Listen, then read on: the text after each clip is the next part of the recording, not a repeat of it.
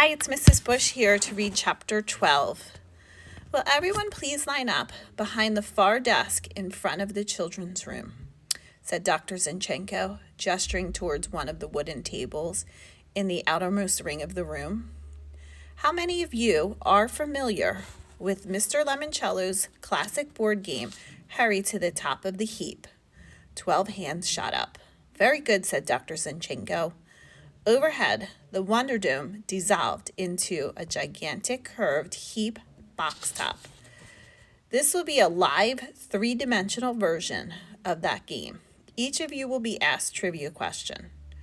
If you are able to answer correctly, you will roll the dice and advance the equivalent number of deaths. When you return to the starting point, you will move into the next circle of deaths. When you complete that ring, you will move to the next, and so on.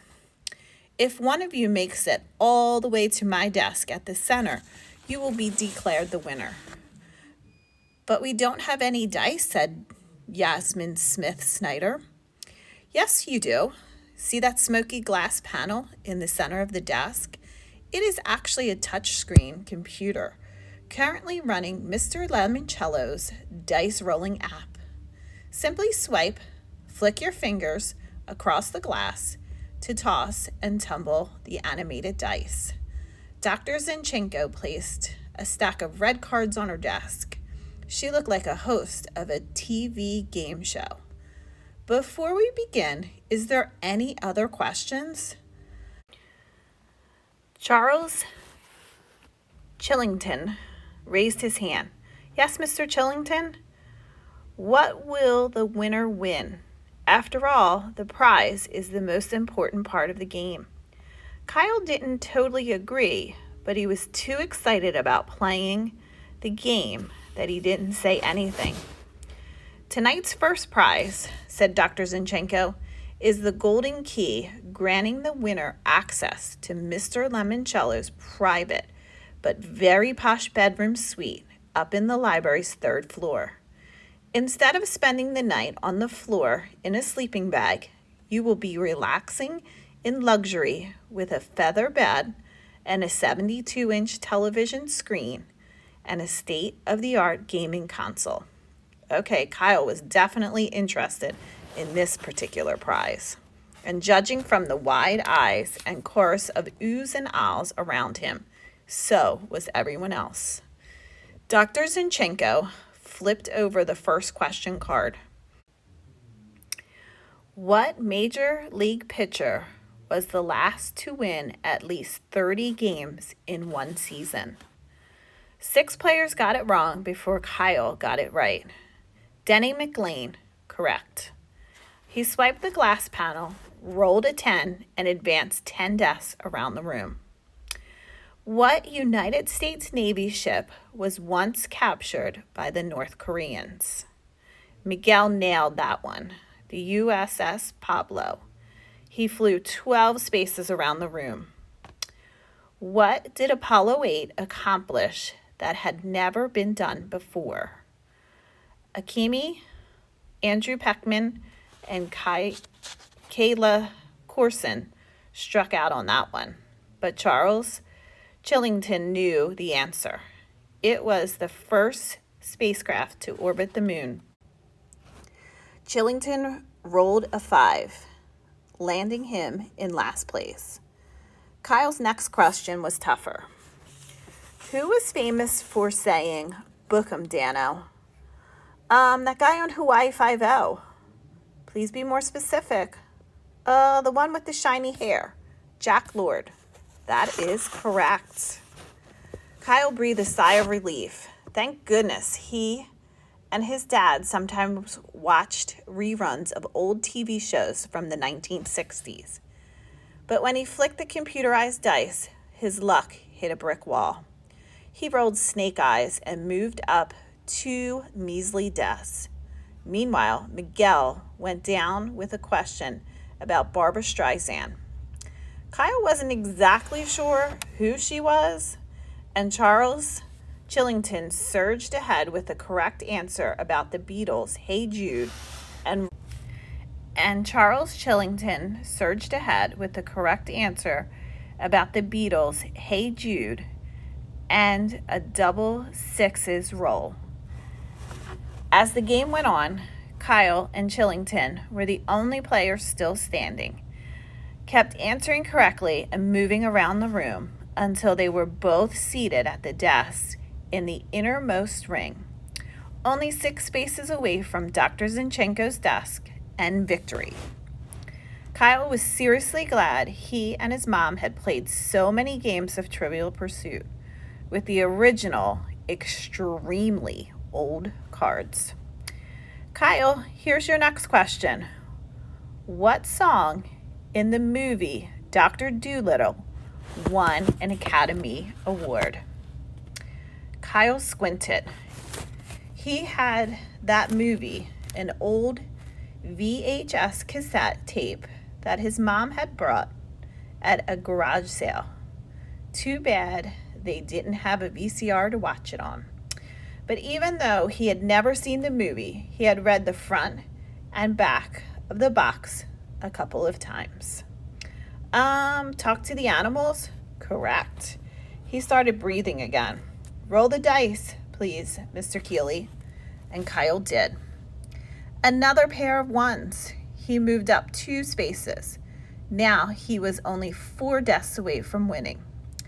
Mr. Chillington, here is your next question. Who was elected president in 1968? I believe that was Richard Milhous Nixon. You are also correct. Chillington didn't wait for the librarian to tell him to roll the dice. He flicked his fingers across the glass pad. Yes, double sixes again. He moved around the last ring of desks, tapped their tops, counting them off, even though everyone knew his 12 was more than good enough to carry him to the finish line. Congratulations, Mr. Chillington, said Dr. Zinchenko as she handed him the key to the private suite. You are this evening's first winner. Congratulations, Charles, said Kyle. Way to win. Get used to it, Keeley, he answered in a voice only another kid could hear. I'm Chillington. We never lose. Hi, I'm here to read chapter 13. What happened next was extremely cool. The holograph image of the second librarian appeared beside Dr. Zinchenko at the center desk. She looked a little like Princess Leia being beamed out of R2-D2 in Star Wars, except she had an old-fashioned bubble top hairdo, cat eye glasses, and a tweed jacket with patches on the elbows. Here to present the official library lock-in rules, said Dr. Zinchenko, is Mrs. Gail Tobin, head librarian of the Alexandriaville Public Library back in 1960s, and when Mr. Lemoncello was your age. Overhead, the Wonder Dome had shifted back to its 10 Dewey Decimal displays. How old is she? Said Sean Keegan. She's 110 if she was still alive. But she's dead and working here. Let's just say her spirit lives on in the hologram. Mrs. Tobin was the one who helped Mr. Lemoncello so much, Kyle whispered to Akemi when he was a kid. I know. Her hair looks like a beehive. Kyle shrugged. From what I've seen on TV, the 1960s were generally weird. Welcome, children, to the Library of the Future, said the flickering projection. Dr. Zinchenko will now pass over Lemoncello's library floor plan. Your map and guide to all that is this extraordinary building has to offer. Your new library cards will grant you access to all the rooms except for the Master Control Center, the red door you passed on your way in, and of course, Mr. Lemoncello's private suite on the 3rd floor. Charles Chillington dangled the golden key in front of his face. I believe you need this to enter that. Mrs. Tobin ignored him. She was a hologram. That made it easier. Security personnel are on duty 24 hours a day, she continued. During your stay, all your actions will be recorded by video cameras, as outlined in the consent agreements you and your parents signed earlier. Are we going to be on a reality TV? Asked Haley, smiling up at the tiny camera with the blinking red light. It's a distinct possibility, said Dr. Zinchenko. I like television, said the ghostly image of Mrs. Tobin. Rowan and Martin's Laugh-In are my favorite programs. Returning to the rules, the use of personal electronic devices is strictly prohibited at all times during the lock-in. The security guard, Clarence, and the guy who looked like his identical twin brother entered the rotunda, each carrying an aluminum attaché case. Kindly deposit all cell phones, iPods, and iPads in the receptacles provided by our security guards. Clarence and Clement, your devices will be safely stored for the duration of your stay and will be returned to you at the conclusion of our activities. Also, you may use the desktop pad computers in this room to comb through our card catalog and conduct internet researches.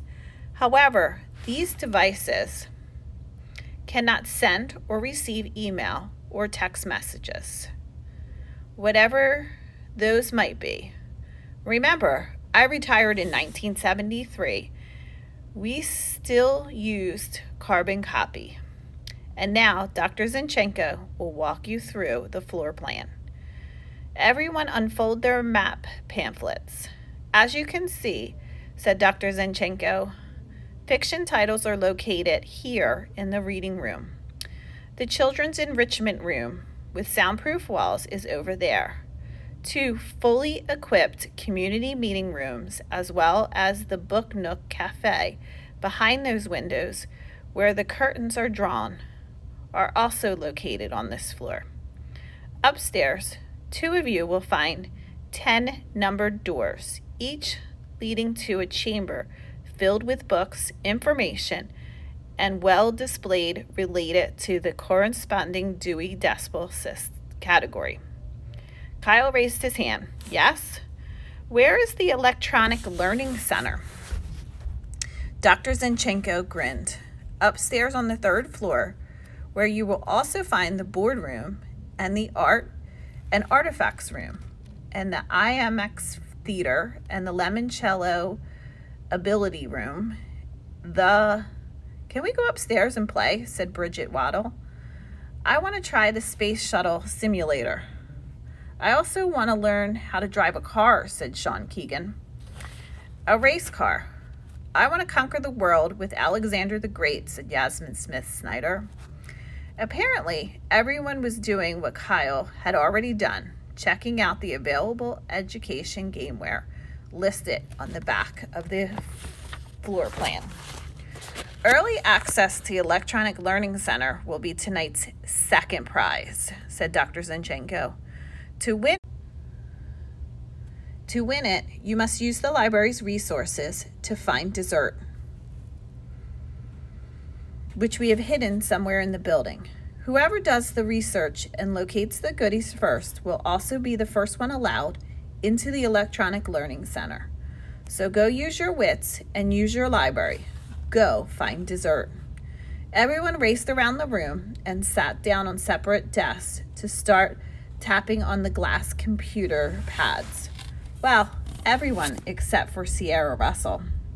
She spent like 2 seconds swiping her finger across the screen, wrote something down with a stubbly pencil on a slip of paper, then wandered off to inspect the 3-story curved bookcases lining the walls at the back of the rotunda. Kyle watched as she slipped onto a slightly elevated platform with handles, like you'd see on your grandmother's walker. It even had a basket attached to the front. Dr. Zinchenko? Yes, Miss Russell? Is this safe? Because the book I want is all the way up on the top. Yes, just make sure your feet are securely locked in. Sierra wiggled her leg and Kyle heard a metallic step. It's like a ski boot, said Sierra. That's right. Now use the keypad and tell the hover ladder the call numbers for the book you are interested in, and hang on tight. Sierra consulted the slip of paper and tapped some keys. The bottom of the platform you are standing on is a magnet, said Dr. Zinchenko. There are ribbons of electromagnetic material in the lining of the bookshelves. The strengths of those magnets will be modulated by our maglev computer based at the call numbers you input. 2 seconds later, Sierra Russell was floating on the air, drifting up and to the left. It was absolutely awesome. The hover ladder must use advanced magnetic levitation technology, said Miguel, seated at the desk to Kyle's right. Just like the maglev bullet train in Japan. Cool, mumbled Kyle. And for the first time in his life, Kyle Keavy wanted to check out the library book more than anything in the world.